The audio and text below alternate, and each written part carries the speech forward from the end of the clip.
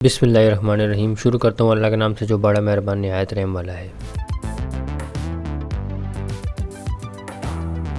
अस्सलाम वालेकुम फ्रेंड्स, कैसे हैं आप सब फ्रेंड्स। उम्मीद करता हूँ कि आप सब खैरियत से होंगे। फ्रेंड्स, आप देख रहे हैं इन्फोपीक और मैं हूं अहमद अली आरही। फ्रेंड्स, मुझे मेरे एक दोस्त ने पंजाब से सियालकोट से कमेंट किए थे कि मैं उन्हें उनके इन्वर्टर की सेटिंग के बारे में बताऊं। तो फ्रेंड्स, एरोक्स प्लस 5.2 किलोवाट जो कि उनके पास इन्वर्टर लगा हुआ था, तो उसकी सेटिंग मैंने उन्हें व्हाट्सएप पर भी करवा दी। तो फ्रेंड्स, मैंने सोचा कि क्यों ना मैं अपने दोस्तों तक भी कंप्लीट वीडियो बनाकर पहुंचा सकूं, ताकि जो दोस्त 5.2 किलोवाट का सिस्टम एरोक्स प्लस अपने घर पर लगाते हैं उसकी सेटिंग खुद कर सके और आसानी तरीके से कर सकें और मेरी इस वीडियो से उनको फायदा हो सके। तो फ्रेंड्स, मैं आपको ये भी बताऊंगा कि उन्होंने जो मुझे वीडियो व्हाट्सएप पर बनाकर सेंड की इन्वर्टर की, उसमें उन्होंने क्या सेटिंग रखी हुई थी और उसमें परफेक्ट सेटिंग क्या होनी चाहिए। तो फ्रेंड्स, आप वीडियो एंड तक जरूर देखिएगा और चैनल को लाजमी सब्सक्राइब कर दिएगा और अगर हो सके तो वीडियो को भी शेयर कर दिएगा।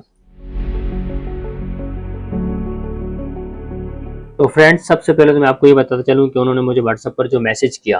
अस्सलाम वालेकुम जनाब, क्या हाल है सर? ठीक हो? तबीयत से ठीक है सर?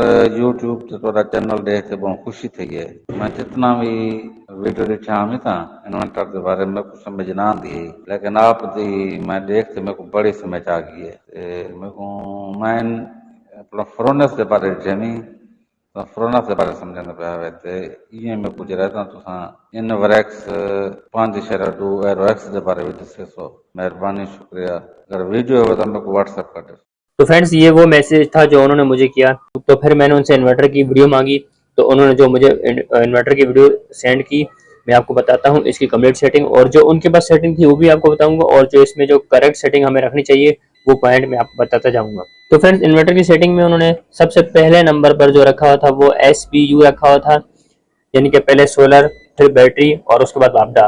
तो फ्रेंड्स, जब हम सोलर लगाते हैं तो जो हमारा सोलर लगाने का मकसद होता है वो यही होता है कि हमें सोलर और बैटरी ही चाहिए, यानी कि हमें वापडा तो चाहिए नहीं। तो हमें सबसे जो फर्स्ट नंबर की जो सेटिंग होती है वो हमें SBU पर ही रखनी होती है। तो ये सेटिंग उनकी बिल्कुल करेक्ट है। और 2 नंबर पर जो उन्होंने सेटिंग रखी है वो वोल्टेज की सेटिंग की, यानी कि सोलर से कितने वोल्टेज से जो है सोलर से कितने वोल्टेज से हमारी बैटरी चार्ज होंगी। तो फ्रेंड्स, यहाँ पर उन्होंने 40 रखा हुआ है। तो हम यहाँ पर अगर 30 रखते हैं तो बेहतर है, ज्यादा से ज्यादा हम 30 रखें और कम से कम हम 20 रखें। तो यहाँ पर हम 30 रख सकते हैं।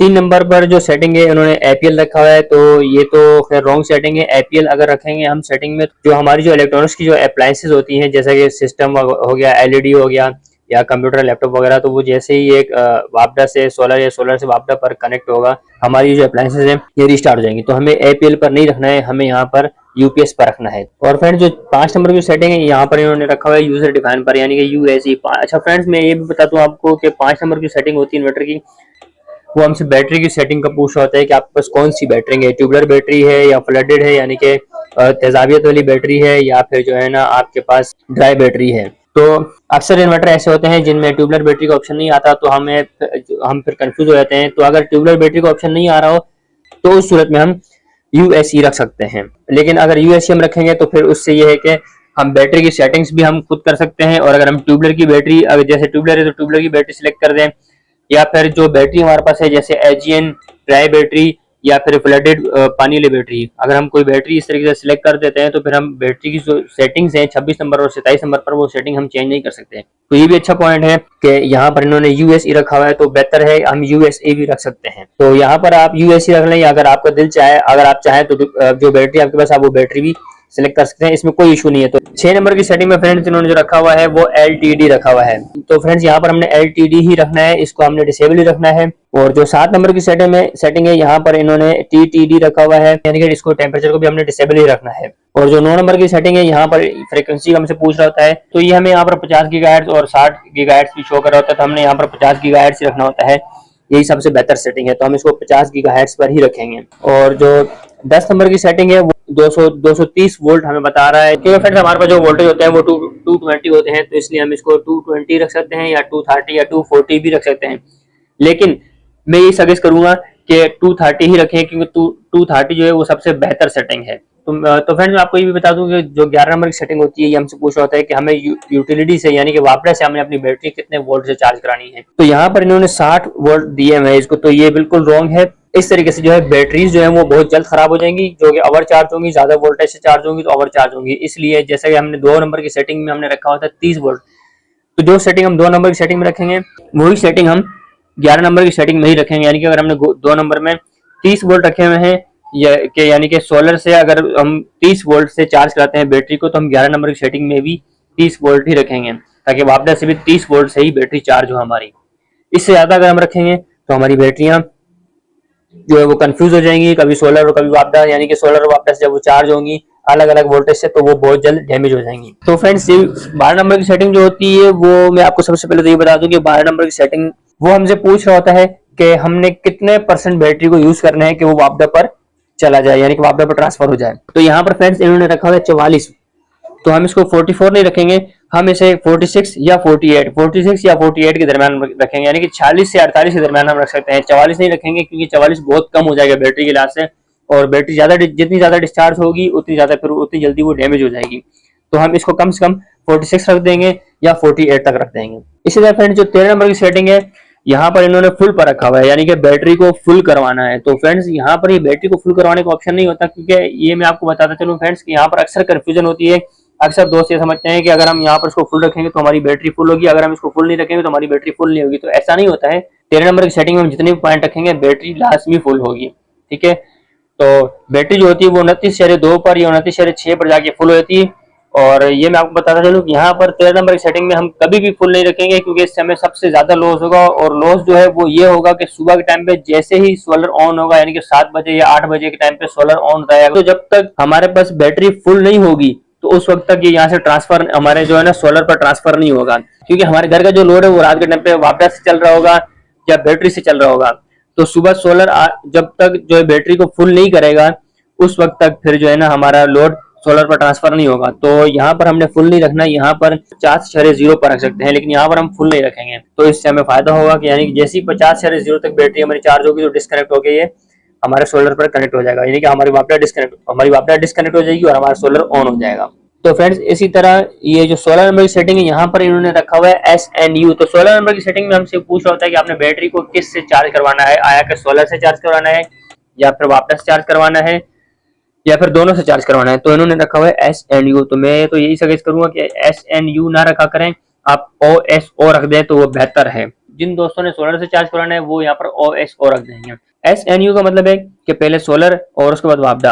और इसी तरह CSO का मतलब होता है कि जैसे ही सोलर से चार्ज हो रहा हो तो सोलर अगर अपना वोल्टेज कम कर देता है, यानी कि सोलर की कैपेसिटी इतनी नहीं होती कि वो बैटरी को चार्ज कराए, तो फिर फौरन वापडा कनेक्ट हो जाती है और वापडा बैटरी को चार्ज करती है। तो CSO नहीं रखना और आपने SNU भी नहीं रखना, आपने यहाँ पर सिर्फ OSO रखना है, क्योंकि हमारी जो बैटरी है वो सिर्फ OSO यानी कि सिर्फ सोलर से ही चार्ज हो तो हमें बेनिफिट्स होगा। क्योंकि हमें सोलर लगाने का सिर्फ मकसद यही होता है कि हमारा जो वापडा है वो बिल्कुल सिफर हो जाए, हमारा बिल सिफर आना चाहिए। तो इसलिए मैं आपसे ये गुजारिश करूंगा कि यहाँ पर आपने OSO रखना है। और फ्रेंड्स 18 नंबर की सेटिंग में इन्होंने रखा हुआ है BON। तो ये बीप का हमसे पूछ रहा होता है, ये हमने BON ही रखना है, क्योंकि जिस टाइम पे सोलर से वापडा या वापडा से सोलर जैसे ही डिस्कनेक्ट या कनेक्ट होता है तो ये हमें बीप देता है। तो यहाँ पर हमने इसकी बीप जो है वो ऑन ही रखनी है। जो 19 नंबर की सेटिंग है इन्होंने यहाँ पर ESP पर रखा हुआ है। ESP पर रखा हुआ है तो फ्रेंड्स यहाँ पर हम इसको ESP पर ही रखेंगे, क्योंकि फ्रेंड्स जब हम मेन स्क्रीन पर जब हम स्क्रीन पर काम कर रहे हो और काम करते करते अगर हम इसको छोड़ दें कोई और काम करने लग जाए तो ये ऑटोमेटिकली मेन स्क्रीन पर आ जाएगा। तो फ्रेंड्स जो 20 नंबर की सेटिंग है यहाँ पर इन्होंने LON रखा हुआ है, यानी कि जो हमारी जो इन्वर्टर की जो लाइट है उसको ऑन रखना होता है हमें या फिर ऑफ रखना होता है। तो यहाँ पर मैं यही गुजारिश करूंगा कि इसको LON पर ही रखेंगे, यानी कि लाइट को हम ऑन रखेंगे। 22 नंबर की जो सेटिंग है यहाँ पर इन्होंने AON रखा हुआ है। तो AON यानी कि अलार्म को ऑन रखा हुआ है, यानी कि जब हमारे पास किसी किस्म का कोई एरर आता है इन्वर्टर में तो उसका अलार्म हमारे पास आना चाहिए, यानी कि उसकी आवाज़ हमारे पास आनी चाहिए। तो हम इसको अलार्म को ऑन ही रखेंगे, हम इसको AON पर रखेंगे।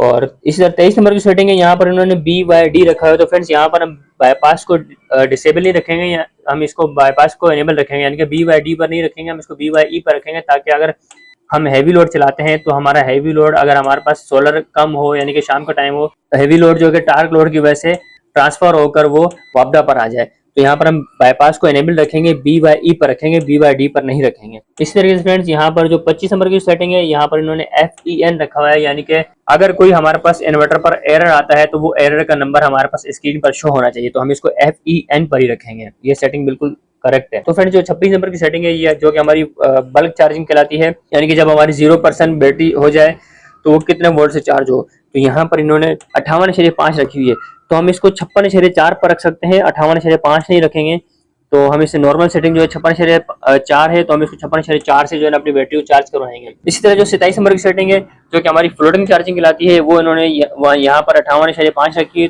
तो फिर जो फ्लोटिंग चार्जिंग होती है, यानी कि अगर हमारी बैटरी 50% डिस्चार्ज हो तो कितने वोल्ट से चार्ज होनी चाहिए, तो हम इसको कम वोल्ट से चार्ज कराएंगे, तो इसलिए हम यहाँ पर 54.0 रखेंगे, जो कि बेहतर सेटिंग है, ताकि कम वोल्ट से चार्ज हो तो हमारी बैटरी जल्दी खराब नहीं होगी। तो फ्रेंड जो 29 नंबर की सेटिंग होती है हमारे पास, उसका मतलब होता है कि हमसे पूछ रहा होता है कि आपने बैटरी को कितने % डिस्चार्ज कराना है। तो यहाँ पर इन्होंने 42.0 रखा हुआ है, तो यही बेहतर है, आप 42 रख दें या 42 से ऊपर जितना आप, अगर आप चाहें जो मुनासिब जितने % आप मुनासिब रखना चाहें वो रखते हैं, उसमें कोई इशू नहीं है। इसी तरह फ्रेंड जो 30 नंबर की सेटिंग यहाँ पर इन्होंने ईडीएस रखा हुआ है, यानी कि इक्वलाइजेशन को डिसेबल रखा हुआ है, तो हम यहाँ पर ईडीएस ही रखेंगे, यही बेहतर सेटिंग है। कि अगर आपके पास पुरानी बैटरीज है तो फिर आप इसको ईडीएस नहीं रखेंगे, यानी कि इक्वलाइजेशन को आप इनेबल रख देंगे, और अगर आपके पास अगर न्यू बैटरी है तो आप इसको एडीएस पर रखेंगे, यानी कि इक्वलाइजेशन को डिसेबल रखेंगे।